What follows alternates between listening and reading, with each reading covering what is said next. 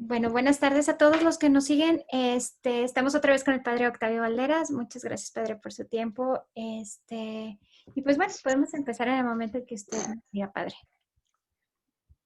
Muy bien, perfecto, pues iniciamos de inmediato. Estamos en la última bienaventuranza, Ujú, que es la de los perseguidos. Dichosos los ujú. perseguidos, porque de ellos es el reino de los cielos.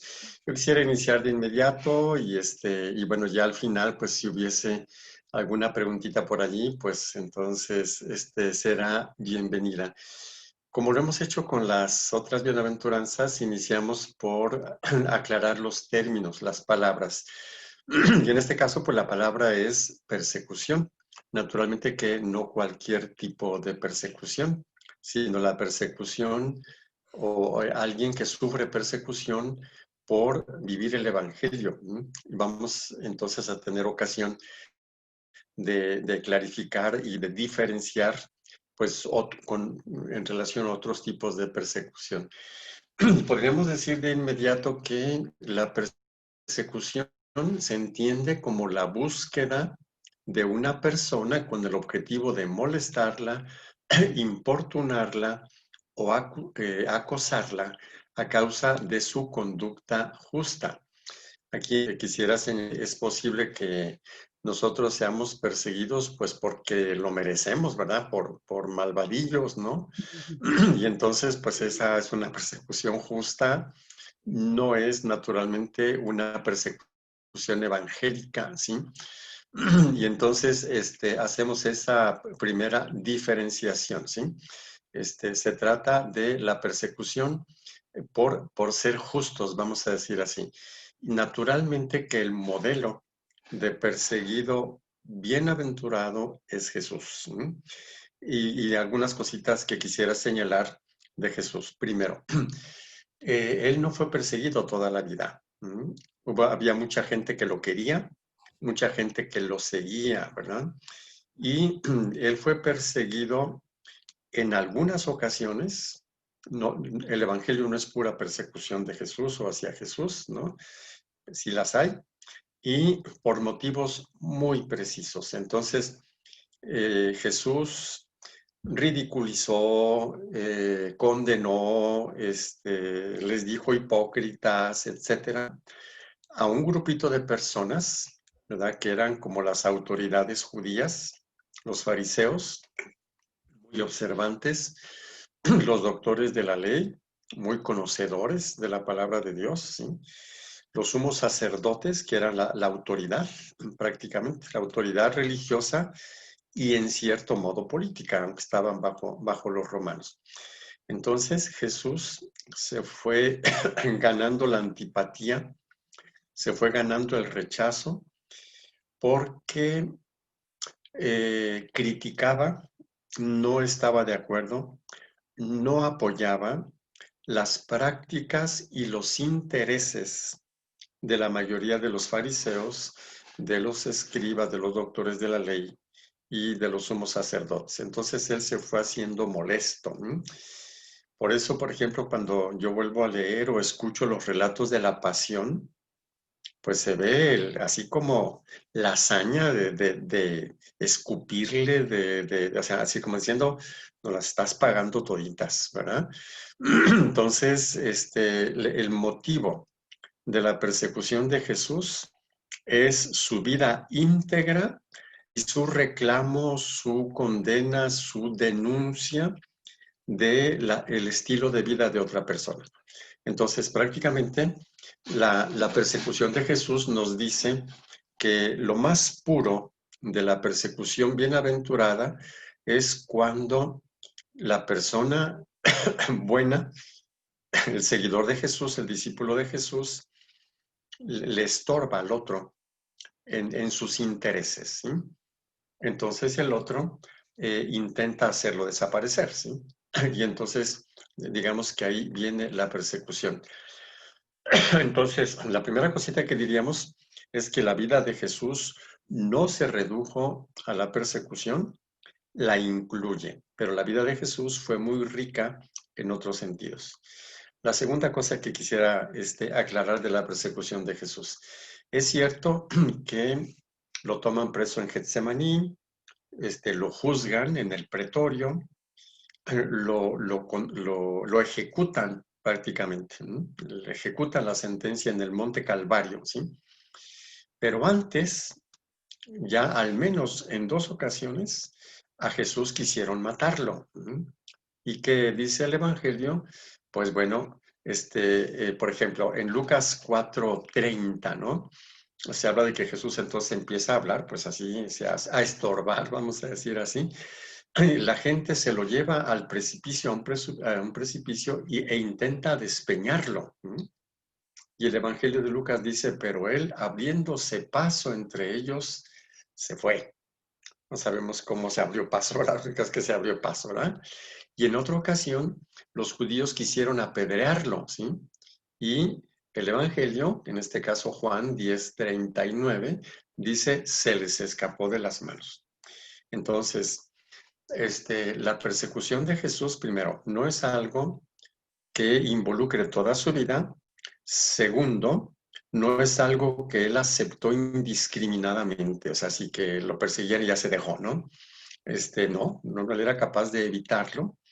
Y digamos que la persecución de Cristo, cristiana, se da porque llega la hora con mayúscula, es decir, porque es el momento de Dios, el momento en el cual esa persecución, ese sufrimiento y esa muerte de Jesús tiene un valor redentor. En otras ocasiones se va de las manos. Entonces, esta es una cosa importante porque nosotros no podemos identificar cualquier tipo de persecución como una persecución bienaventurada, ¿sí? Es decir, como que ya porque me están persiguiendo, ya estoy viviendo el Evangelio y ya estoy viviendo la bienaventuranza, ¿sí? No lo podríamos decir así.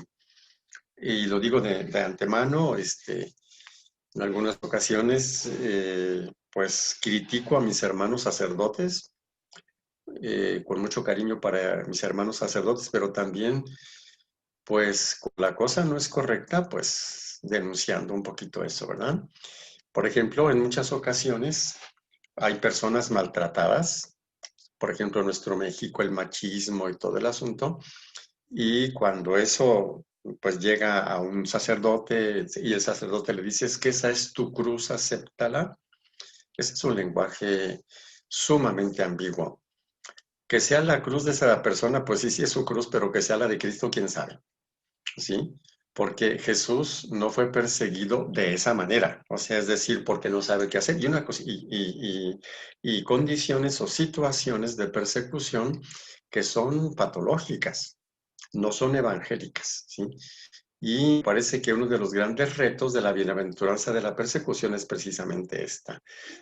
Discernir equivale a decir distinguir cuando la persecución es realmente como una expresión o un aspecto del seguimiento de Jesús y cuando es algo que pues no es en absoluto sabio. Por eso podría decir que para que la persecución sea realmente bienaventurada, y esto a la luz de Cristo, al menos debe haber las siguientes características. La primera, acepta la persecución el creyente después de haber demostrado que puede evitarla. Es decir, Jesús, cuando permitió que lo tomaran preso después de la última cena, no es porque no supo cómo escaparse, ¿no? Él podía hacerlo, él sabía. Y de hecho demostró que podía hacerlo. ¿No? Entonces, cuando una persona sufre persecución y no sabe por qué la persiguen, no sabe qué hacer, no sabe cómo evitarlo, pues sí es una persecución. Pero como he dicho en otras ocasiones, no por bienaventurado, sino por atarantado, ¿verdad? Si hacemos esa distinción bien clarita, no es la persecución evangélica. La segunda es que lo persigan a uno por valores auténticos, o sea, porque uno está viviendo valores auténticos, no porque uno es un dejado, que es muy distinto, ¿verdad? Y por otras cosas, como son los juegos psicológicos, de los cuales haré mención en un momentito más. Y tercero, cuando una persona acepta la persecución no es un victimista, no es un inútil. Es alguien que acepta la persecución entendiendo la estructura de la persecución. Lo vamos a desglosar un poquito más, pero es algo así como entender al perseguidor, pobrecito, ¿sí? Qué pena que el perseguidor tiene que sobrevivir persiguiendo. Lo diremos más adelante, lo repetiremos. Si ese perseguidor que me persigue solamente porque vivo valores auténticos, si ese perseguidor tuviese mejores recursos para ser feliz, no necesitaría perseguir. Entonces, incluso esta va a ser una de nuestras conclusiones. ¿En qué sentido podemos decir que un perseguido al estilo de Jesús pueda ser dichoso o bienaventurado? ¿Dónde está la dicha? Lo adelanto, no está de más repetirlo varias veces, ¿sí? En la comprensión del ser humano. Cada vez que un ser humano entiende mejor lo humano, le da alegría a uno. O sea que ya entendí, si ya entendí algo que es importante, ya está la sonrisota por allí, ¿verdad? Esa es la bienaventuranza, o esa es la dicha. Entonces, quienes realmente son perseguidos al estilo de Jesús, al estilo evangélico, son personas que condescienden, son compasivas, condescendientes, ¿no? Con ciertas conductas que son muy pobres. Son conductas que expresan sufrimiento e infelicidad de parte del perseguidor. Y claro que inteligentemente sabrá si se va, si se queda, si evita, si no evita, si asume, si acepta o no la persecución, que puede ser el insulto, puede ser la difamación, o puede ser muchísimo tipo de conductas. Es porque está entendiendo mucho mejor que nadie la dinámica humana. Y entender, perdón, es en sí mismo fuente de dicha. Bueno, ya nos adelantamos un poquito a esto, ¿verdad? Pero bueno, entonces para seguir entendiendo esto, les recuerdo que hay muchas corrientes pues en psicología que surgieron en el siglo XX, y una de ellas es el análisis transaccional de Eric Berne, en el cual él descubre las estructuras de las transacciones, es decir, de las interacciones entre seres humanos, y pues él hace ver cómo en muchas ocasiones nosotros no nos relacionamos en forma genuina y transparente, ¿sí? Sino que hacemos ahí un montón de manipulaciones, en modo tal que nuestras relaciones son juegos psicológicos, son relaciones artificiales que intentan obtener una ganancia o un premiecito, ¿sí? Y son juegos psicológicos. Y en estos juegos hay roles. Hay 3 roles que son como fundamentales para entender los juegos psicológicos, y son 3 roles complementarios. El rol de víctima, el rol de perseguidor y el rol de salvador. Entonces, hay personas que toda la vida son víctimas, todo el mundo se aprovecha. Son personas perseguidas toda la vida, pero no por bienaventuradas, ¿verdad? Ese es su rol, ¿sí? Y hay gente que está ahí para ver a quién fastidia, ¿sí? Los perseguidores. Y cuando se encuentra uno con una víctima, un perseguidor, pues, hace la pareja perfecta. Y entonces la relación es una relación de persecuciones, pero nada tiene que ver con la persecución evangélica, con la persecución que sufrió Jesús y con la persecución que Jesús dijo que sus discípulos iban a padecer, ¿verdad? Y luego está el Salvador, ¿sí? Entonces, ¿por qué existen esos 3 roles, no? El rol de víctima existe por las ganancias que supone ser víctima.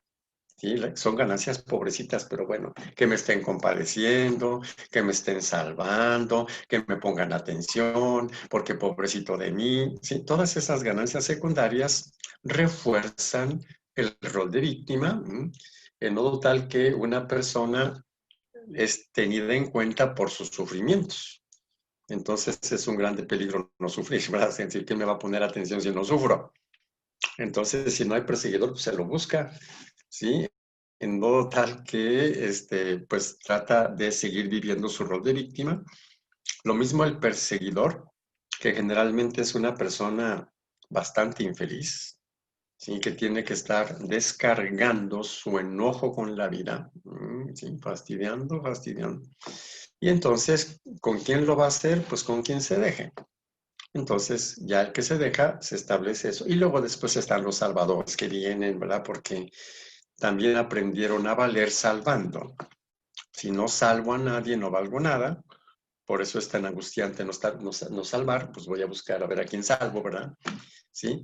Y entonces se generan los roles, es decir, modos de ser repetitivos que reciclan esos juegos psicológicos en los cuales está la víctima, el perseguidor y el salvador. Pues de eso no se trata, es decir, no es esta la persecución cristiana. En Jesús no encontramos en ningún momento que él esté involucrado en juegos psicológicos. Su comunicación y su relación fue siempre muy genuina, ¿sí? Por eso, bueno, quien esté involucrado en este tipo de roles necesitará hacer un proceso dificilito, nada sencillo. El creador del análisis transaccional, que es Eric Berne, dice que se requieren 3 condiciones para dejar los juegos psicológicos. Uno sería la objetividad, aprender a ser objetivos, a ver las cosas como son y no estar creando situaciones artificiales. Y esto ya es muy exigente, que yo sea objetivo y vea las cosas como son y no estar buscando recompensitas. La segunda característica es la flexibilidad. Si aquí me están persiguiendo, bueno, y soy sabio, pues acepto la persecución, pero dejo acá y asumo pues una vida más valiosa y no estar siempre como víctima, ¿verdad? Y todo esto, como lo decía, al estilo de la experiencia de Jesús, que tenía experiencias muy valiosas. Había gente que lo quería mucho, había gente que lo aclamaba. Él hacía muchos milagros, mucho bien, muchas curaciones. Todo eso no es persecución. Todo eso es una vida muy nutricia, ¿verdad? Y la tercera condición, o sea, la primera fue realismo, ver las cosas como son. La segunda, flexibilidad, ¿sí? Y la tercera, dejar las máscaras. La máscara de sabiondo, la máscara de salvador, la máscara de perfecto, nada. Sí, con toda humildad y con toda sencillez. Aquí tendríamos que recuperar la bienaventuranza de los pobres de espíritu, la primera de las bienaventuranzas, la sencillez, ¿verdad? De, de manifestar genuinamente nuestra persona, ¿verdad? Y cosas por el estilo. El mismo Eric Berne dice que estas 3 cositas, o sea, ver las cosas como son, la flexibilidad, etcétera, pues puede ser muy desequilibrante para mucha gente. Y bueno, pues entonces seguiremos teniendo mucha gente que siga pues estos juegos porque es muy difícil dejarlos. Ahora bien, esta es la persecución no saludable, la persecución disfuncional y una persona que viva repitiendo este tipo de persecuciones, pues no es ni evangélica, ni feliz, ni humanamente. Sufren verdaderas persecuciones, o sea, persecuciones de otro tipo. Tan solo, por ejemplo, el hecho de renunciar a hacer juegos psicológicos. Vamos a suponer que una persona que yo la esté salvando y yo asume el rol de salvador, me niego a hacerlo y pasar a criticar que soy insensible y que no sé qué, no sé cuánto. Y entonces es una persecución. Pero es una persecución por negarse a hacer el juego de Salvador, ¿sí? Entonces, las personas sanas, saludables, pues cada vez que se encuentran con personas que quieren involucrarlos en juegos, pues van a experimentar un poquito de persecución, vamos a decir así. Pero como ya lo comentaba, precisamente son dichosos y bienaventurados porque entienden, ¿sí? Porque entienden eh, entienden a la humanidad, ¿no? Vamos a decir así, ¿sí? Y es lo que vamos a ir viendo conforme vamos avanzando en nuestra reflexión. Y en ese sentido,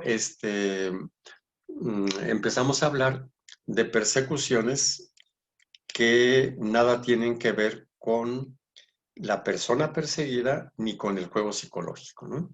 Y posiblemente ¿qué será? La expresión más clara o la causa es la envidia. Uh-huh. Es decir, si nosotros tenemos a un lado una persona envidiosa, nos va a perseguir siempre y cuando seamos estímulo, ¿no? Ocasión de su envidia, ¿sí? ¿Cómo se define la envidia? Se define como un estado de inferioridad.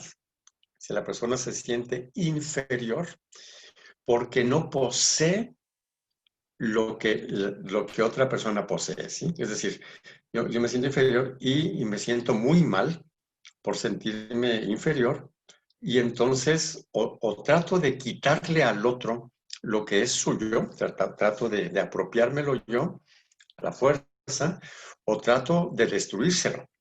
¿Mm? De modo tal que si se lo destruyo, pues ya estamos parejos. Al menos se me quita ya pues el malestar, ¿no? De sentirme inferior, vamos a decir así, ¿sí? Entonces, y naturalmente que cuando una persona no ha trabajado esto, entonces esa inferioridad le genera sentimientos adversos hacia la persona que tiene lo que quisiera tener. Aquí se puede dar como una especie de círculo vicioso y círculo virtuoso, ¿no? La persona saludable, y para ello nos acordamos de las bienaventuranzas anteriores, la persona saludable como actúa con mucha sabiduría, con mucha bondad, etcétera, naturalmente que tiene muchos éxitos de todo tipo. La persona que no desarrolla estas capacidades tiene muchos fracasos. Si la persona que fracasa porque no creció, porque no desarrolló las habilidades de la otra y no lo entiende, entonces es muy fácil que sea víctima de la envidia. Y entonces tenga ese tipo de conductas, señalamos, ¿sí? Es decir, conductas hostiles, conductas que incluyen querer quitarle al otro lo suyo. No sé hasta qué punto resulte claro que la persona envidiosa es una persona infeliz. Es una persona que es infeliz porque no tiene lo que otros tendrían, ni tiene sabiduría para entender por qué no lo tiene. Si obviamente le da coraje que otro sí lo tenga. No puede entender que no lo tiene por el modo como es y que el otro es o tiene por el modo como fue, ¿verdad? Pero esto lo podemos extender a todas las conductas dañinas. El prepotente, por ejemplo. ¿Sí? Entonces, es una persona que no tiene poder personal. Como no tiene poder personal, entonces usa la prepotencia, ¿sí? El poder ilegítimo, violencia, gritos o lo que fuera, ¿verdad? Y bueno, y cualquier otro tipo de conducta maleducada, etcétera, etcétera, ¿sí? De modo tal que nosotros podríamos decir que las personas perseguidoras, vamos a llamarle tóxicas, ¿verdad? Porque la persecución sería así, pero yo no le he hecho nada a ¿verdad? Pues no tengo que hacerle nada, basta con que sea infeliz. Qué pena, lo digo de esta manera, pero así es, ¿sí? En modo tal que la persona bienaventurada lo tiene muy, muy, muy claro. Y posiblemente podría pensar con estas palabras u otras lo siguiente. Si esta persona fuese un poquito más feliz, no haría lo que hace. No estaría fastidiando, ¿verdad? No estaría intoxicando y envenenando la vida de los otros, ¿sí? Lo digo así, pues, muy socarronamente o muy directamente, ¿verdad? Pero pues así sería. Porque luego lo que viene ya nos va explicando un poquito el porqué de la dicha del perseguido, ¿sí? Es decir, ¿cómo que es dichoso el perseguido? Si lo están, si lo están persiguiendo, ¿sí? Entonces, ya lo había adelantado en algún momento anteriormente. Cada vez que nosotros entendemos lo que sucede, cada vez que nosotros entendemos la vida humana, tenemos un cierto regocijo interno, ¿sí? Una alegría, ¿sí? Entender la conducta dañina de otro, pues no es tan agradable. Bueno, pues, o sea, ver que el otro es infeliz y que pobre todavía actúa con envidia, generándose todavía más adversidad. O sea, qué pena que no alcance a percibir que es que cada vez se hunde más.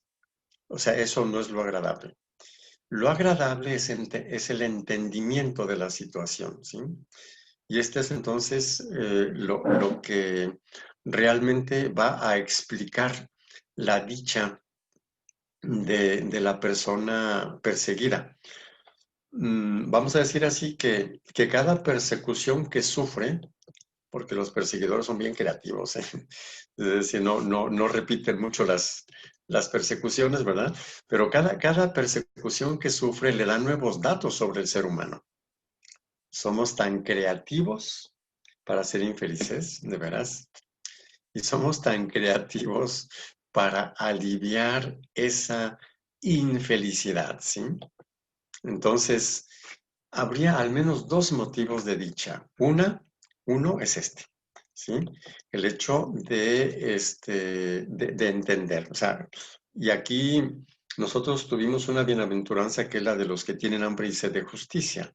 Y ya habíamos dicho que justicia es la mentalidad y que cuando una persona va mejorando su mentalidad, va entendiendo mejor las cosas, es dichosa por el hecho de ir entendiendo y de ir percibiendo lo que no percibía. La segunda cosita, que bueno, hay que entenderla en su razonamiento lógico porque pudiera parecer medio cruel, ¿verdad? Pero si la persona bienaventurada o dichosa entiende esta dinámica, entiende el hecho de decir, pues, qué pena, ¿verdad? Que esta otra persona tenga que aliviar su sufrimiento fastidiándome.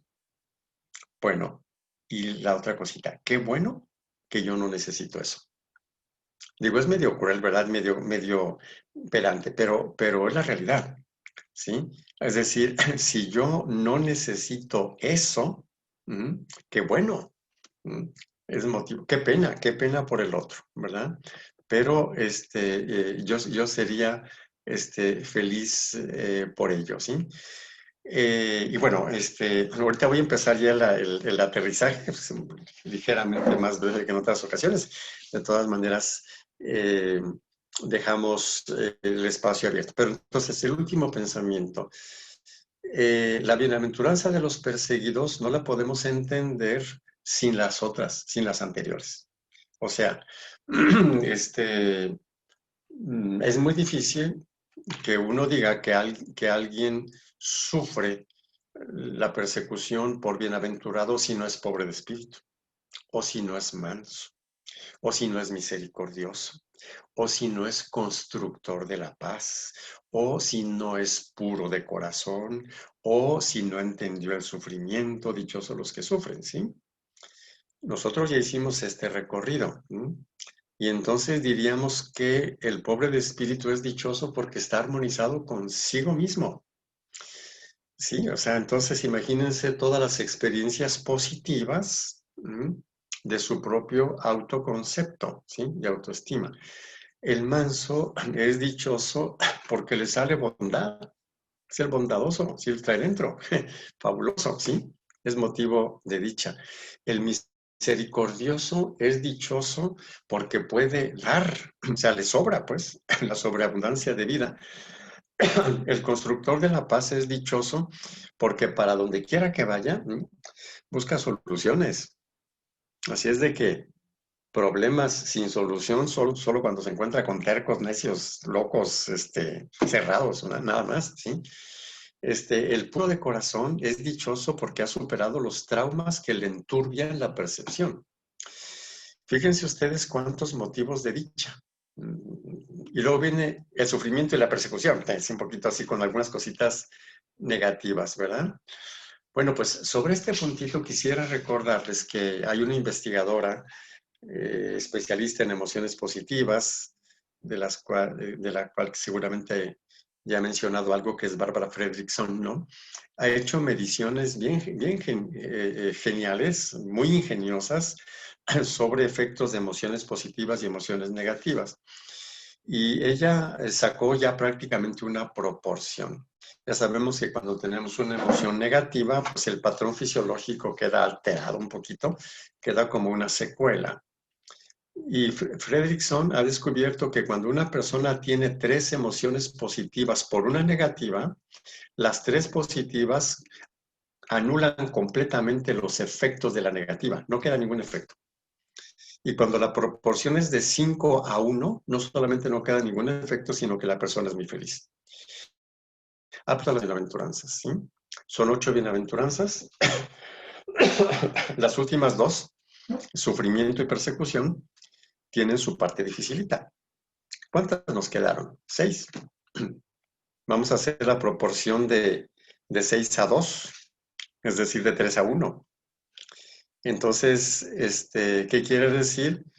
Eso es una medida muy parcial, porque puede ser que haya muchísimas más en sentido positivo y persecuciones, pues ya sabemos que no hay que estarlas buscando ni mucho menos, pero vamos a poner así, ¿sí?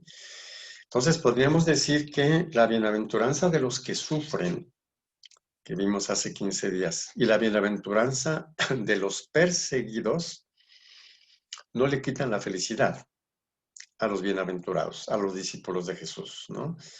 Porque si bien son 2 cositas, pues, que hacen sufrir, ya no, tampoco somos así tan ingenuos, ¿sí? Tienen su causa de dicha, ya lo dijimos, pero hacen sufrir.